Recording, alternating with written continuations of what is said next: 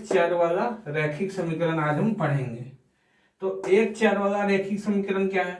तो एक चर वाला रैखिक समीकरण वह समीकरण है, ठीक है, जिसमें केवल एक चर होता है। यानी एक चर वाला रैखिक समीकरण में केवल आपको एक चर ही देखने को मिलेगा, ठीक है। और उस चर की उच्चतम घात कितना होता है?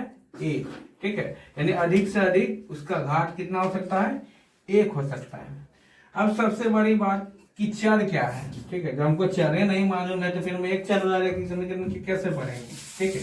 तो सबसे पहले हमको ये जानना होगा कि चर किसको कहते हैं। तो चर क्या हुआ? तो चर वो हुआ, ठीक है, जिसका मान क्या हो? बदलते रहता है, ठीक है। चर का मान क्या है? बदलते रहता है, ठीक है। जैसे हम चर का कोई फिक्स मान नहीं हो सकता। जैसे x हो गया, y हो गया, सब क्या है? चर हुआ। इसका कोई फिक्स मान नहीं है। किसी में आपको x का मान 5 देखने को मिलेगा, किसी में x का मान 4 देखने को मिलेगा। यानी इसका कोई फिक्स मान नहीं है, ठीक है। चर का कोई फिक्स मान नहीं है, इसका मान बदलते रहता है। नहीं, इसका मान कुछ भी हो सकता है, ठीक है। जैसे हम लिख दिए 3x + 5 बराबर, ठीक है, 24। तो यहाँ पर मेरा ये x क्या है? ये चर है, ठीक है। जब इसको हम सॉल्व करेंगे ना, इसका मान क्या आएगा ये तो, ठीक है, सॉल्व करने पर ही पता चलेगा। यानी इसका कोई फिक्स मान नहीं है। जैसे ये 3 है, ये, ठीक है, ये 5 है, ये 24 है, इसका मान फिक्स है। ये 3 का मान कहीं भी ले जाएंगे इसका मान 3 ही रहेगा। ये 5 को कहीं भी ले जाएंगे इसका मान 5 ही रहेगा, ठीक है। ये 24 है तो इसका मान 24 ही रहेगा, ठीक है। लेकिन ये जो x है ये क्या है? चर है, इसका कोई फिक्स मान नहीं है। जैसे इसको हम सॉल्व करेंगे तो 3x बराबर 24 प्लस में 5 पे उधर जाएगा तो, ठीक है, माइनस में हो जाएगा। तो 3x बराबर, ठीक है, 24 में 5 गया तो कितना हो जाएगा? 19। तो x का मान क्या आ गया? 19/3। इसका बोलिए कोई, तो इसका मान 19/3 है, ठीक है। इसी प्रकार अगर कोई दूसरा इक्वेशन रहेगा, दूसरा समीकरण रहेगा तो उसमें x का मान कुछ अलग आएगा, ठीक है। तो x का मान फिक्स नहीं है। तो इस प्रकार हम कह सकते हैं कि चर वो हो, ठीक है, चर वो है जिसका मान क्या है? बदलते रहता है, ठीक है। और तो इसी प्रकार हम एक चर वाला रैखिक समीकरण देख रहे हैं। तो इसमें क्या होता है? एक चर वाला रैखिक समीकरण में अधिक से अधिक इसका पावर कितना हो सकता है? एक हो सकता है। अधिक से अधिक इसका घात एक हो सकता है, ठीक है। जैसे हम यहाँ लिखे ax + b = 0। ये क्या है? ये एक चर वाला रैखिक समीकरण है जिसमें a और b मेरा क्या है? वास्तविक संख्याएं हैं और x क्या है? चर है, ठीक है। लिख भी दिए हैं जहाँ a और b वास्तविक संख्याएं हैं और a जो है वो 0 के बराबर नहीं है, यानी a 0 के इक्वल नहीं है, ठीक है। तो और एक चीज ये भी जानना है कि एक चर वाला रैखिक समीकरण का केवल एक ही हल होता है, ठीक है, इसका एक ही सॉल्यूशन होता है। तो इस प्रकार, ठीक है, इस प्रकार के समीकरण का केवल एक ही हल होता है। यानी एक चर वाला रैखिक समीकरण को हम सॉल्व करेंगे तो इसका एक ही सॉल्यूशन आएगा, ठीक है। तो आपको उम्मीद है कि एक चर वाला रैखिक समीकरण समझ में आ गया होगा कि, और ये चर किसको कहते हैं ये भी समझ में आ गया होगा, ठीक है। अब हम कुछ इससे रिलेटेड कुछ क्वेश्चन भी देखते हैं, ठीक है। जैसे कुछ क्वेश्चन भी हम देख रहे हैं, ठीक है। जैसे 2x, ठीक है, कुछ क्वेश्चन लिखे हैं 2x, ठीक है, 2x + 3 = 5, 2x + 3 = 5, ठीक है। इसमें चर क्या है? x है, ठीक है। इसको हम सॉल्व करेंगे तो कैसे करेंगे? तो पता ही है कि अगर तो 2x बराबर, ठीक है, 5 का 5 इधर रखेंगे और ये 3 प्लस में है, जैसे ही इक्वल के उधर जाएगा, ठीक है। जैसे ये मेरा जो 3 है ये है, ठीक है, ये लेफ्ट साइड में यानी इधर है, जैसे इसको हम राइट साइड में ले जाएंगे, ठीक है, यानी इक्वल के उधर ले जाएंगे तो प्लस में 3 उधर जाके माइनस में 3 हो जाएगा, यानी साइन बदल जाएगा। प्लस का साइन है तो उधर जाएगा तो माइनस में हो जाएगा, माइनस का साइन है तो उधर जाएगा प्लस में हो जाएगा। इसी प्रकार अगर इनटू यानी मल्टीप्लाई का साइन है तो उधर जाएगा तो डिवाइड यानी भागा में बदल जाएगा। ठीक है। तो साइन क्या हो जाता है, चेंज हो जाता है, ठीक है। तो इसी प्रकार हम 2x + 3 = 5, तो 2x = 5 का 5 लिखेंगे और 3 प्लस में उधर जाएगा तो माइनस में, तो 2x बराबर, ठीक है, 2x बराबर 5 में 3 जाएगा तो 2, ठीक है। तो x बराबर 2 और ये 2 किस में है, x के साथ इनटू में है यानी गुना में, उधर जाएगा तो डिवाइड में हो जाएगा 2/2। इसको सॉल्व करेंगे तो 2 काट बराबर 2 1 बार में, तो x का मान मेरा 1 आ गया, ठीक है। और सवाल लेके देखते हैं, जैसे x प्लस, दूसरा सवाल x + 3 = 5, x + 3 = 5, तो क्या हो जाएगा, x = 5 का 5, ये प्लस में 3 उधर जाएगा तो माइनस में 3, x = 5 में 3 जाएगा तो 2, ठीक है। एक और सवाल लेके देखते हैं, जैसे x/2 = 7, x/2 = 7, ठीक है, x/2 = 7, ठीक है। तो ये 2 किस में है, डिवाइड में है, यानी बटे में है यानी डिवाइड में है, ठीक है। तो ये डिवाइड में इधर ले जाएंगे तो इनटू में आ जाएगा, x = 7 का 7, ये 2 डिवाइड में है, इधर आएगा तो इनटू में, ठीक है। x = 7 2 = 14, ठीक है। x का मान कितना आ गया, 14 आ गया। एक और सवाल लेके देखते हैं, ठीक है। जैसे एक सवाल है,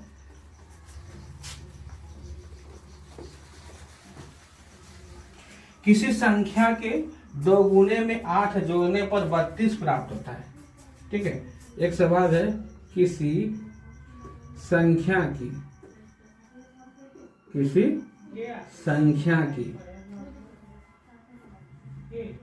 2 गुने में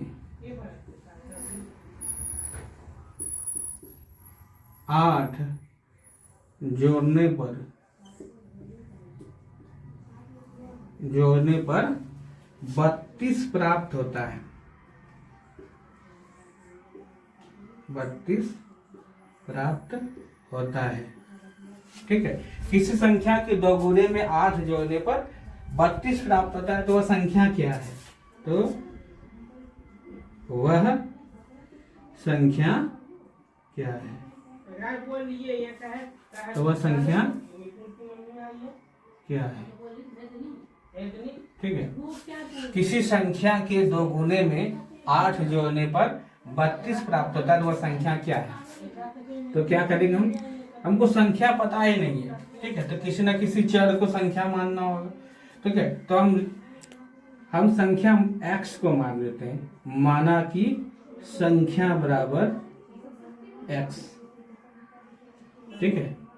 हमको संख्या पता ही नहीं है, तो जब पता नहीं रहे तो उसमें हम क्या करेंगे, उस अवस्था में हम किसी न किसी चर को एक संख्या मान लेंगे। तो हम यहाँ पे चर x को हम क्या मान लिए, संख्या मान लिए। अब देखो, किसी संख्या के 2 गुने में, यानी संख्या क्या माने, x के 2 गुने में, के मीन्स क्या, गुना, 2 गुने यानी 2 में 8 जोड़ने पर यानी +8 कितना प्राप्त हो रहा है, 32, तो 32, ठीक है। x को 2 से इंटू करेंगे तो 2x + 8 = 32, ठीक है। 2x + 8 = 32, ठीक है। अब देखिए ये एक चर वाला रेखीय समीकरण बन गया, क्योंकि यहाँ पर एक ही चर है, वो क्या है, x है, ठीक है।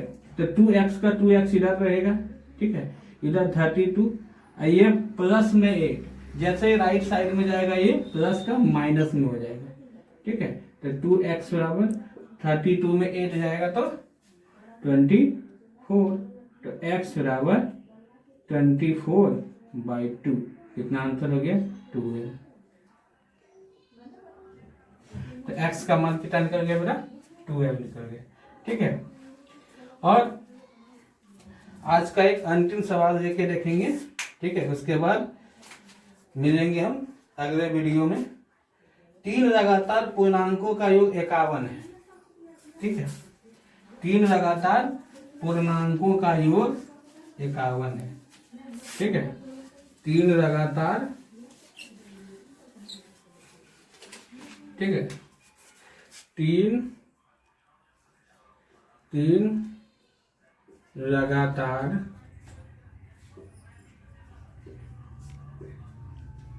पूर्णांकों का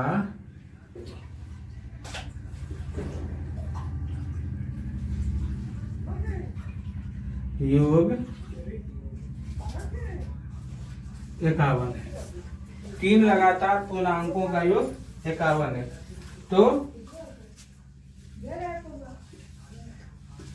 तो वह पूर्णांक कौन सा होगा?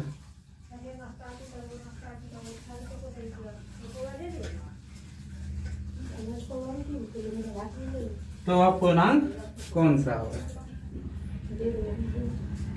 तो अभी हम बताएं कि हमको पता ही नहीं कि वह संख्या क्या है, पूर्णांक क्या है, कुछ पता ही नहीं है, तो हम क्या मानेंगे? किसी न किसी चर को। ठीक है, ठीक है, तो किसी न किसी चर को हमको मानना होगा। ठीक है, तो हम x मानेंगे। ठीक है, आप x के जगह y मान सकते हैं, कुछ भी मान सकते हैं, ऐसा कोई है नहीं कि केवल x ही मान सकते हैं। ठीक है, तो हम पहला संख्या x मान लेते हैं। माना कि पहली संख्या बराबर x। ठीक है, माना कि पहली संख्या बराबर x। ठीक है, तो दूसरी संख्या क्या मानना होगा? तो लगातार लेना है। ठीक है, तो दूसरी संख्या क्या मानना होगा? तो दूसरी संख्या x+1 मानना होगा। तीसरी संख्या क्या मानना होगा? ठीक है, तो तीसरी संख्या, ठीक है, तीसरी संख्या क्या मानना होगा? तो x+2 मानना होगा। तो हम किसी न किसी चर को क्या मान लीजिए? संख्या मान लीजिए। माना कि पहली संख्या बराबर x, तो लगातार लेना, दूसरी संख्या x+1 हो जाएगा, तीसरी संख्या x+2 हो जाएगा। और बताया गया कि तीनों लगातार पूर्णांकों का योग कितना? 51 है, यानी x। ठीक है, दूसरी संख्या क्या है? x+1। ठीक है, तीसरी संख्या क्या है? x+2। आई तीनों का योग मीन्स क्या हुआ? जोड़। तीनों का योग कितना? 51 है। ठीक है, तो x कितना हो गया? x यानी 3x। ठीक है, प्लस 2 और 1 कितना हो जाएगा? 3 हो जाएगा, बराबर, ठीक है, 51। अब देखिए ये एक चर वाला रैखिक समीकरण बन गया जिसमें चर कौन सा है? x है, और इसी चर x का मान हमको निकालना है। तो 3x बराबर 51, ये प्लस का 3 उधर जाएगा तो माइनस का 3, तो 3x बराबर 51 में, ठीक है, 3 जाएगा तो 48, तो x बराबर 48। ठीक है, और 3 इंटू में यानी मल्टीप्लाई में, इधर जाएगा तो डिवाइड में। ठीक है, अब 3 का तो 48 कितना बार में, ये तो पता ही होगा कितना? 16 बार में, यानी 16 बार में। तो मेरा संख्या निकल गया क्या? 60 यानी 16, यानी पहली संख्या क्या निकल गया मेरा? 16। तो पहली संख्या बराबर 16। ठीक है, दूसरी संख्या क्या होगा? दूसरी संख्या क्या हो जाएगा? तो दूसरी संख्या बराबर, ठीक है, दूसरी संख्या को हम x+1 माने थे, तो दूसरी संख्या क्या होगा? 16 में 1 जोड़ेंगे तो, ठीक है, 17। तीसरी संख्या क्या हो जाएगा मेरा? तीसरी संख्या, तो तीसरी संख्या को हम x+2 माने थे। ठीक है, तो तीसरी संख्या को हम क्या माने? x+2, यानी 16 में 2 जोड़ेंगे तो 18।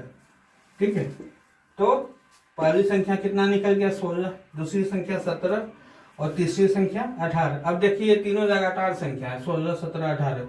आई तीनों का हम योग करेंगे तो 51 आ जाएगा। ठीक है, तो धन्यवाद। अब मिलेंगे हम अगले वीडियो में।